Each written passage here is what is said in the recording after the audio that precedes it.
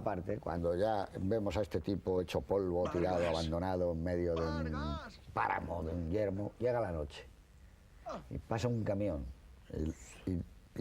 y vuelve a ser de día. Dices, qué noche más terrible, qué frío, qué soledad, qué terror, qué horrible. Eso es muy rosselliniano, como es ese final que tenía en Stromboli, ¿no? Que una señora está subiendo, casi arañando la tierra y sube una noche.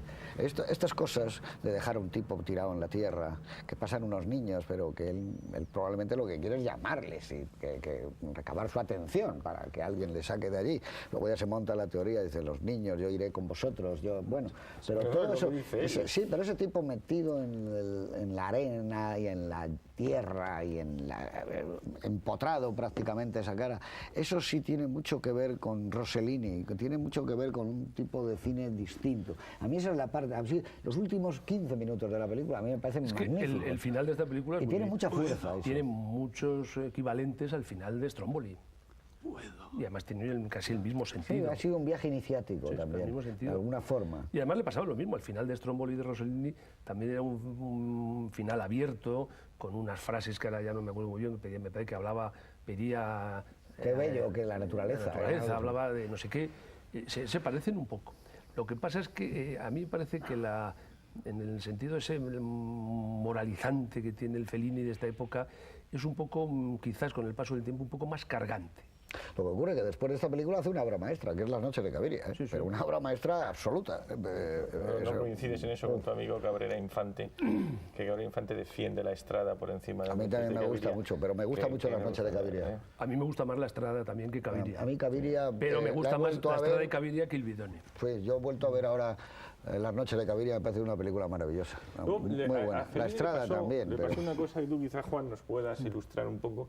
Según tengo entendido, desde que Fellini rueda las primeras películas, tiene muchas dificultades en buscar productores. Y cuando lo encuentra, le invitan a que haga una segunda parte, que eso que está tan de moda ahora. Los productores dicen, pues esto es la Estrada, así tiene que hacerlo la Estrada otra vez. Entonces él tenía ya el proyecto del Bidone, que posiblemente por eso él tiene que corregir, o tiene que acortar, o tiene que amoldarse a las peticiones de los productores, y tuvo dificultades para encontrar productores. Sí, hasta la Estrada. Hasta la Estrada, luego ya no. Pero vamos, el Bidone realmente es un proyecto que él quiere hacer, y de hecho, por él dejó de hacer la película que se murió sin llegar a filmar, que es Moral de Inchita, que era la segunda parte con Mastroianni, la segunda parte de este hombre que le ha dejado en el pueblo, en la capital de provincia y tal, y lo recupera en Roma. Ese nunca lo rodó, o sea, nunca lo llevó a hacer. Y era la segunda película que iba a hacer en este momento, pero luego ya viene La noche de Caviria, luego ya viene los éxitos. Una cosa, si esta película que fue, pues fíjate, para los cineclubs lo que representó casi tanto como Ladrón de bicicletas, las catacumbas de los cineclubs se sobrecogían, se estremecían con esta película. Si en vez de disfrazarse de cura o de monseñor, se hubiera disfrazado de ejecutivo de un banco o de militar, ¿hubiera tenido la misma repercusión en la democracia italiana esta película? Yo creo que no. Pues date cuenta que uno de los aciertos claro, que la gente decía, qué dura es. Y que el engaño se producía porque eran unas curas. Claro, que ahí choca un poco. Si van unos ejecutivos no se engañan. No pasa nada, si es el ejército, son unos militares que van a hacer unas cosas y hay que coger el terreno y a usted le damos el dinero. Es que los curas eran la garantía de verdad. Del orden. Está muy claro en la película. En España tenían que haber sido de aquella época militares, entonces, según curas también. Y además aquí había un obispo y todo, imagínate si un obispo te iba a estafar. Era una estafa casi perfecta. De todas maneras ellos tenían siempre algo. Yo cuando fui a Roma me recibió una persona que quería darme unos consejos, y yo me fui un día 31 de diciembre. No, pues, dínoslo, porque es un misterio, que el Gandolfo, una persona... Es que yo iba a hacer una agencia de prensa con una persona que luego ha sido el director del Observatorio Romano en castellano, o sea, que tenía esa importancia, entonces era joven, él y yo también. Y entonces el hombre que maneja, o sea, digamos, el provincial de esa orden me llamó y me tuvo un rato para decirme, Juan, vas a Roma, eres joven y tal, vas a ver en el Vaticano cosas que a lo mejor te van a escandalizar. Yo nunca vi nada en el Vaticano que me escandalizase, yo recorrí de un lado a otro, yo traté a gente en Roma muy interesante, a políticos, a todo, y yo nunca... Pero había la sensación incluso aquí de que la Iglesia española era una iglesia que estaba en orden y que el Vaticano podía ser un escándalo para un joven. ¿Verdad que- ¿Y no fue escandaloso? Yo para mí no. Obvio, nada. Me enseñaron la parte buena. No, pero fue a Castel Gandolfo a hurgar un poco en la trastienda.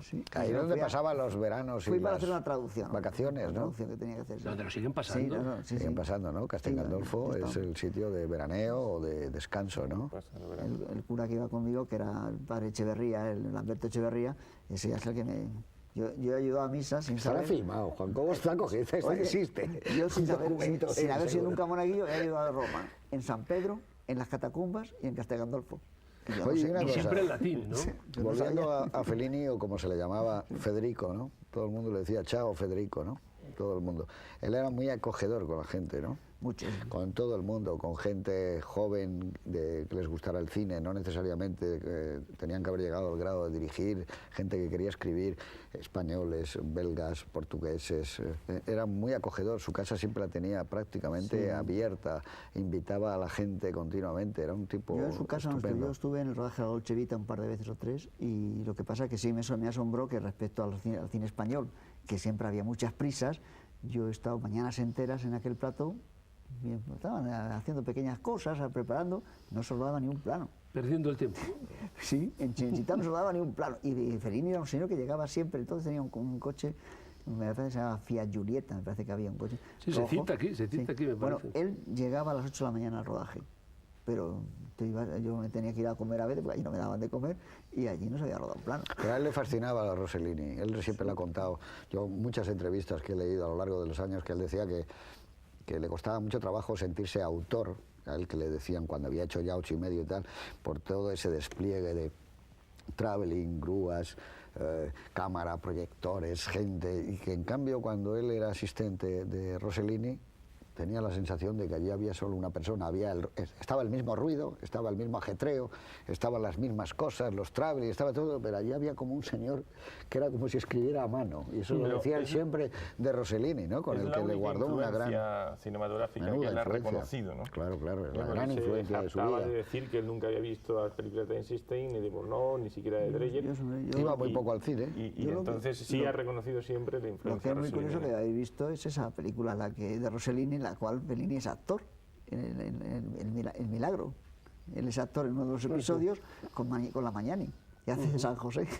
Es decir, para él, Yo para vería ella. la película, José Luis me parece en la presentación ha hecho mención a ello, es el bellísimo retrato que hace de las mujeres Fellini en su obra. Y yo creo que en esta película incluso Su también... gusto porque, por la mujer siempre ha estado. fantástico. Las dos niñas, tanto la hija como Susana, que fíjate que es paralítica, pero la belleza, creo que ahí, hablando otra vez de la esperanza que él muestra al final, la esperanza que tiene la niña, que tiene una parálisis absolutamente incurable y que cree que se va a recuperar. Y luego las mujeres ya adultas de la fiesta, yo creo que ahí salen 2 o 3 mujeres fotografiadas bellísimas. Y en el cabaret. Y bueno, y en el cabaret las dos anteriores Pero también. yo creo que para Fellini la paralítica, la belleza que transmite la paralítica, no lo dice nadie, más que la generosidad, tal, yo creo que es un poco, como él era muy místico, entonces es la gracia. Da la sensación que para él ese personaje es un personaje que está en estado de gracia y por eso transmite esa belleza, esa ingenuidad y esa resignación. Esa resignación. Yo creo que eso sí, y además es una de las cosas que más o menos le cautivan a Augusto, el ver ese personaje que tenía que estar absolutamente atormentado y cabreado y tal, y que sin embargo está, pero yo creo que en ese sentido, que Fellini entonces era mucho más místico que después, él quiere reflejar el estado de gracia de un personaje, y no cabe duda que la cara de esa chica, de esa jovencita, Guapísima, es de una enorme belleza interior. Interior, De alegría interior, incluso, sí, Interior, sí. más que exterior, es sabe interior. de dentro. Y no debiéramos terminar, Es interior. no debiéramos terminar sin hacer mención a la música, a la fidelidad de la obra felliniana con este gran músico que es Nino Rota, porque yo creo que es de justicia Pero reconocerlo. las conocemos mejores, bandas sonoras de Sí, Nino porque Rota, de introducen allí en unos el factores Violet. pero Sí, sí, pero son muy buenas, todas. Son todas muy buenas, porque Nino Rota era un Es que, por genio. ejemplo, la música de Era un Guidone genio. de Nino Rota, como está editado el soundtrack completo, es que hay muchos trozos que no se utilizaron en la película. claro. Pero Pero que muchísimos. compuso Y es para una la película. belleza Sí. increíble. ¿eh? Bueno, ¿cuál es tu escena favorita? Pues yo quizá el encuentro con Susana, la niña con la paralítica, yo creo que ahí esa belleza de la que acabábamos de hablar, esa mirada de la niña y contrarresta la dureza en ese caso del arzobispo, del obispo, de Monseñor, pero a mí me parece que esa escena es importante porque yo creo que ahí Fellini se recrea en la mirada, digamos, virgen, ilusionante de esa niña, y a mí me quedo de la película con esa escena. ¿Y tú, Juan? Yo tendría que elegir, pero eso siempre es muy difícil para gustos. Elegir es muy difícil. Sí, elegir en este caso además